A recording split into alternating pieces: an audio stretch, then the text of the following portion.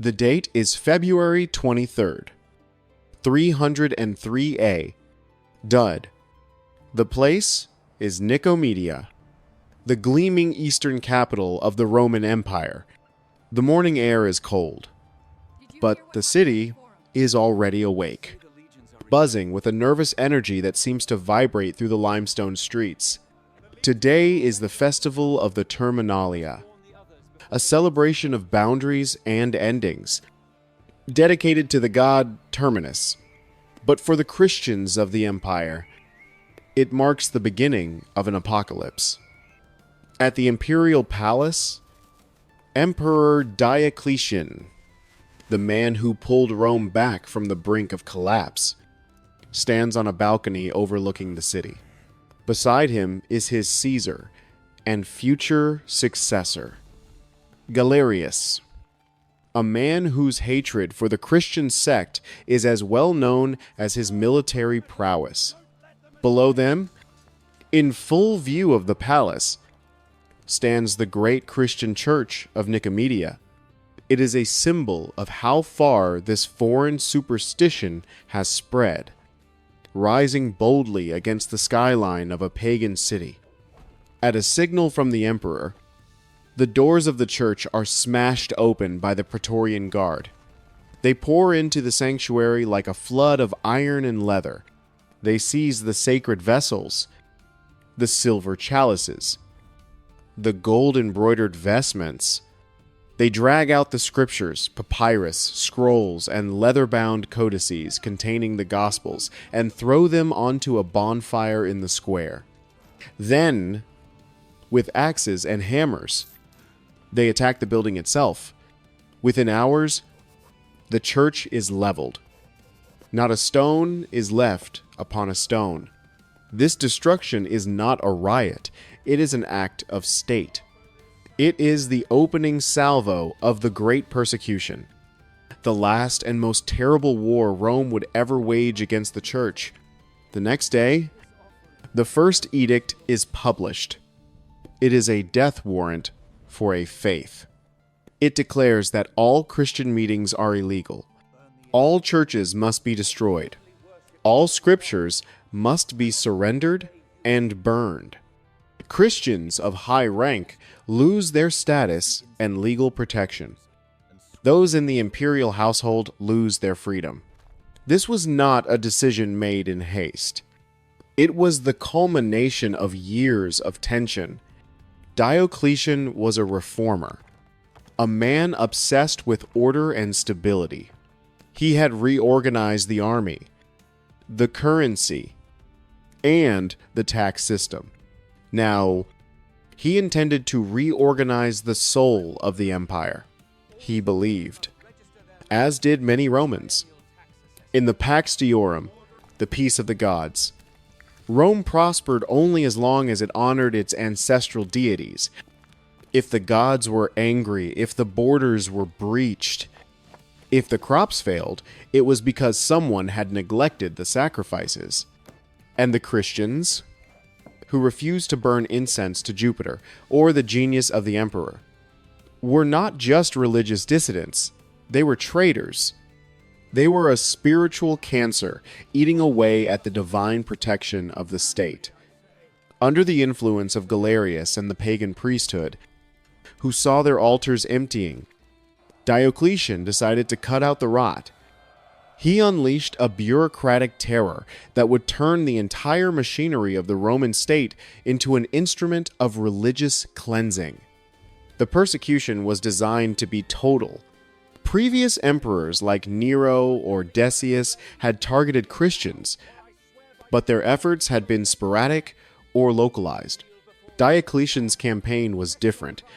It was empire-wide, enforced by the full weight of the tetrarchy, the four-emperor system he had invented, from the misty frontiers of Britain to the burning sands of Egypt. The edicts were read in every forum and marketplace. The first edict struck at the community's property and legal standing. But the Christians, stubborn and organized, refused to break. They held secret services in catacombs and private homes. They hid their scriptures, sometimes surrendering heretical texts to fool the soldiers, a tactic that would later cause deep rifts in the church. So, the state escalated.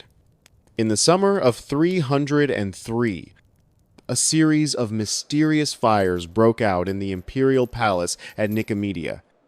Diocletian, terrified and paranoid, was easily convinced by Galerius that the Christians were plotting to assassinate him.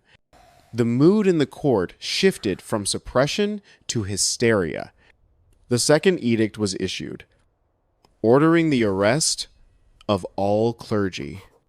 Within weeks, the Roman prisons, normally reserved for murderers, thieves, and rapists, were overflowing with bishops, priests, deacons, and lectors.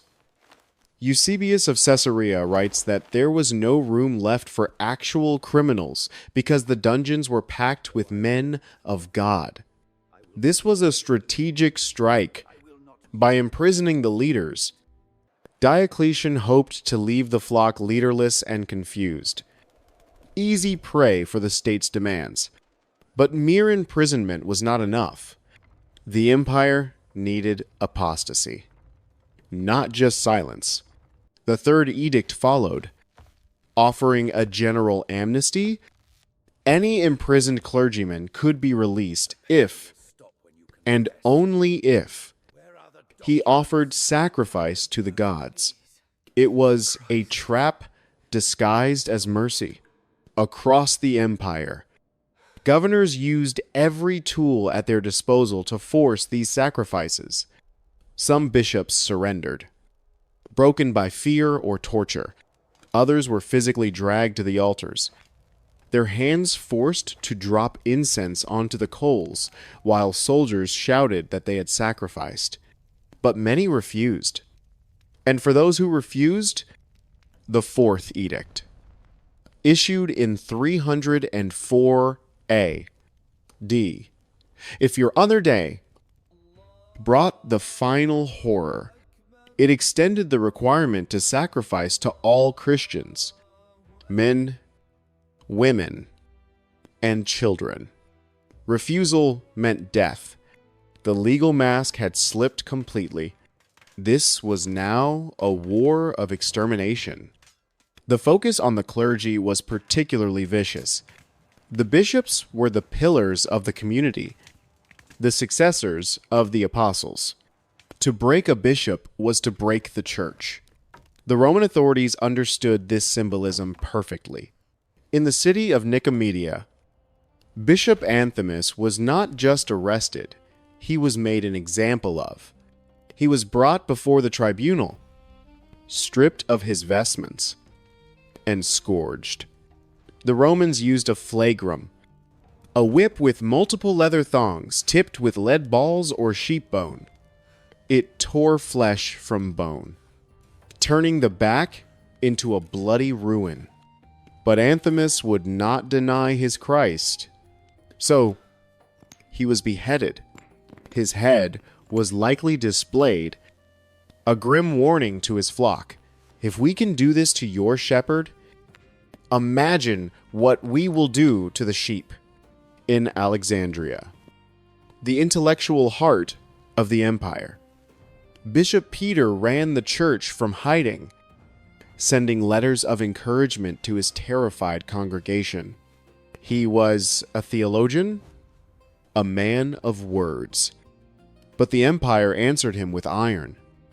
When he was finally caught, he was imprisoned in solitary confinement, starved, and beaten. The Romans wanted to strip him of his dignity before they took his life. He was beheaded suddenly, without a public trial, perhaps because the authorities feared a riot if they made a spectacle of him. But in other places, the spectacle was the point. In North Africa, the governor, Anulinus, targeted the scriptures as much as the men. Felix, the bishop of Thibuca, was ordered to hand over his church's books to be burned. It is better that I be burned than the divine scriptures. He famously replied. The Romans obliged him. He was taken to Carthage, condemned, and beheaded. The torture inflicted on these leaders was inventive and cruel. The rack was a common tool, a wooden frame with rollers at each end. The victim's wrists and ankles were tied, and the rollers were turned, stretching the body until joints dislocated and ligaments snapped with audible pops. While stretched, the victim would be beaten with clubs or burned with torches. The goal was not death. Death was easy, but submission. They wanted the bishop to say, "Caesar is Lord." They wanted the public recantation. When they didn't get it, they resorted to the ultimate silencer. But every drop of blood seemed to water the seeds of the faith. As Tertullian had written a century earlier, the blood of the martyrs is the seed of the church. Diocletian was planting a forest he could not cut down. While the bishops were targeted for their leadership, the common Christians were targeted for their numbers. The public burnings were designed to be a festival of fear. Fire has always held a special place in the human imagination, and in Roman religion, it was a purifying force. By burning Christians, the state was symbolically purifying the empire of their pollution. In Nicomedia, after the palace fires, the rage of the state was boundless. Eusebius reports that Christians were burned in droves. They were not always tied to stakes individually.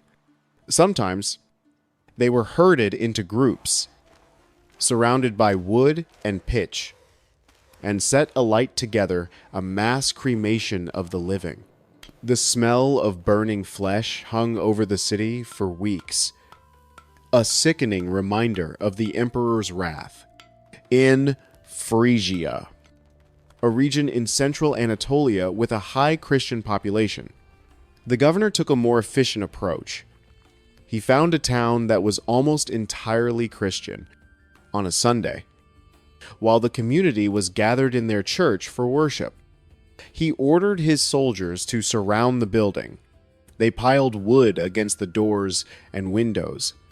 They blocked the exits. And then they set it on fire.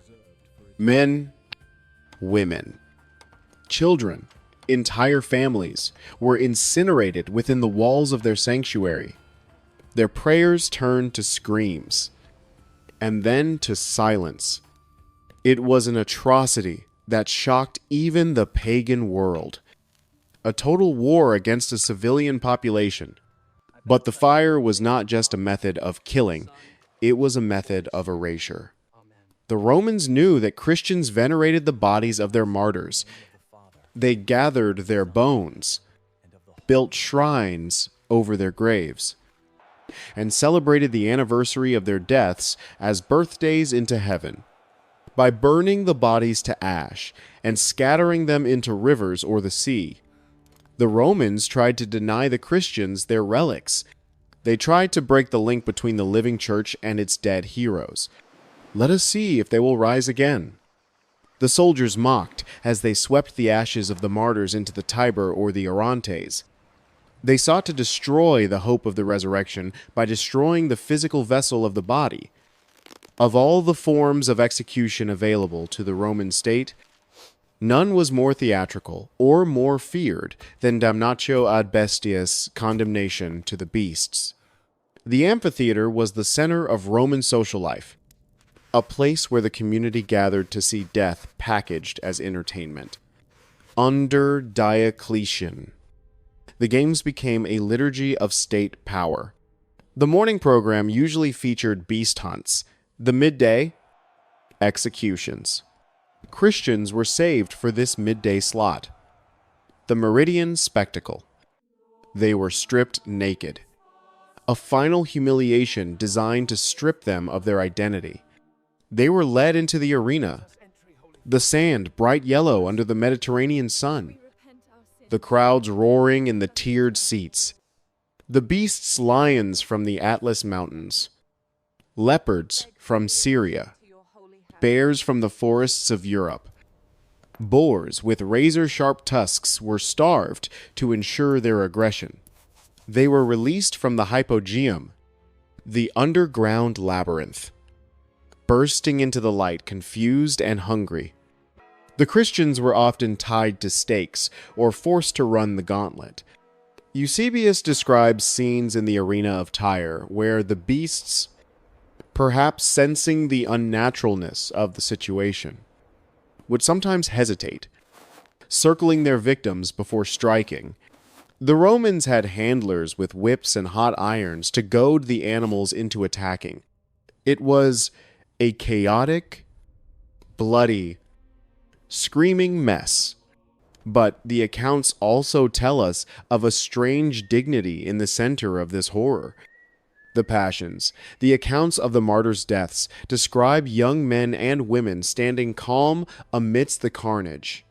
Perpetua, a noblewoman martyred in Carthage in an earlier persecution, but whose story echoed through this era, famously guided the gladiator's trembling sword to her own throat after the beasts failed to kill her. In the Great Persecution, we hear of Christians refusing to be tied, standing with arms outstretched in the form of a cross, praying as the leopards leaped. This passive resistance infuriated the mob and the magistrates. It denied them the satisfaction of seeing fear. It turned the victim into the victor. The cruelty of the arena was not limited to adults. The Roman legal system, in its relentless logic, spared no one who refused to sacrifice. We have accounts of teenagers like St. Agnes in Rome, a girl of perhaps 12 or 13, who was exposed and eventually beheaded. We hear of the 40 martyrs of Sebaste, soldiers who were forced to stand naked on a frozen lake until they froze to death, with warm baths placed nearby to tempt them into apostasy. The creativity of the torture was boundless because the goal was not just death, but apostasy. The Romans didn't want dead Christians. They wanted bad Christians. They wanted them to renounce their faith, to prove that the emperor was stronger than Christ. In the mines of Phano, in Palestine, and the granite quarries of Egypt, a slower form of execution was taking place. Christians who escaped the death penalty were often sentenced to damnatio ad metalla condemnation to the mines. This was a death sentence by degrees. Before being sent there, they were branded on the forehead. And often, the sinews of one leg were severed to prevent escape. They lived in darkness, choking on dust, worked until they dropped. Bishops and priests worked alongside slaves and criminals, turning the mines into underground cathedrals where hymns echoed in the tunnels. Even here, the state could not snuff out the community. The sheer scale of the persecution required a massive bureaucratic effort. Governors had to file reports. Magistrates had to keep lists of who had sacrificed and who had not. Certificates of sacrifice, called libelli, were issued to citizens who complied. We have found these slips of papyrus in the sands of Egypt, receipts for the soul. To the commissioners of sacrifice, I have sacrificed and poured libations and tasted the offerings. I request you to certify this. It was the banality of evil, the paperwork of persecution. Yet, the great persecution failed. It failed not because of a lack of effort, but because of a miscalculation of human resilience. The Roman state assumed that pain would always triumph over belief. They assumed that if you hit a community hard enough, it would shatter. But the church was not a glass vessel, it was an anvil. The more the hammer struck, the harder it became. The public nature of the executions backfired. Instead of terrifying the population, the sight of men and women dying with courage and dignity began to evoke pity, and then admiration, even among the pagans.